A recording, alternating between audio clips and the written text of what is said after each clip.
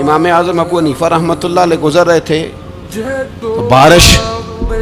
ہو گئی تھی اور کوفہ میں کیچڑ تھا،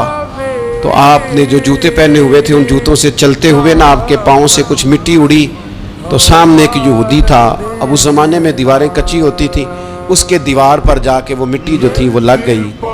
اب امام صاحب بڑے پریشان ہوئے کہ میں نے اس کی دیوار کو آلودہ کر دیا۔ یہاں تو لوگ اپنی اینٹیں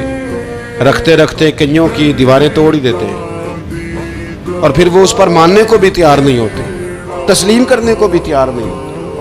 وہ کہتے ہیں پھر کیا ہو گیا، اب ہمارا یہاں گھر ہے تو ہم نے ٹرالی منگوانی نہیں تھی، ہمارا حق بنتا تھا۔ امام صاحب کے پیروں سے ذرا کیچڑ اڑا، یہودی کی دیوار پہ لگا، اس کی کچی دیوار تھی۔ امام صاحب پریشان ہو گئے، سوچنے لگے کہ اگر میں دیوار سے یہ کیچڑ اتارتا نہیں تو یہ بھی زیادتی ہے، میں نے اس کی دیوار کو گدلا کر دیا،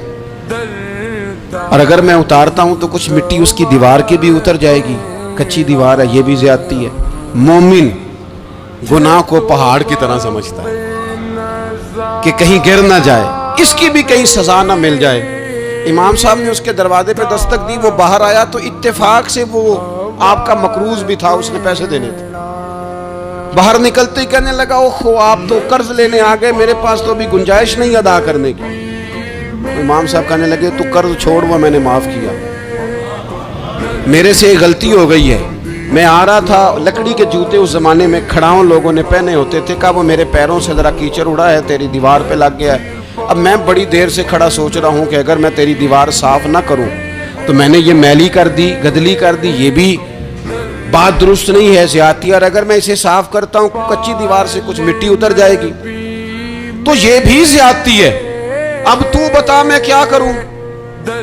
تو بے موسمہ پھل تھا نا یہ، تو بے موسمہ پھل دیکھ کے بندہ حیران ہو جاتا ہے، جو باتیں روٹین میں نہ ہو رہی ہوں وہ ذرا انوکھی لگتی ہے، بندہ حیران ہو گیا، غور سے امام صاحب کا چہرہ دیکھنے لگا،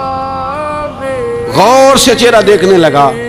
اور پھر تھوڑی دیر سوچنے کے بعد کہنے لگا حضور پہلے میں نے دین اسلام کے بارے میں پڑھا اور سنا تھا، آج میں نے دین دیکھا ہے۔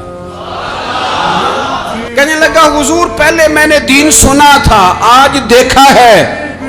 آپ وہ مٹی کی دیوار پر جو کیچڑ لگ گیا ہے، دیوار کو بعد میں صاف کیجئے گا، پہلے کلمہ پڑھائیں تاکہ میرے اندر کا کفر صاف ہو جائے۔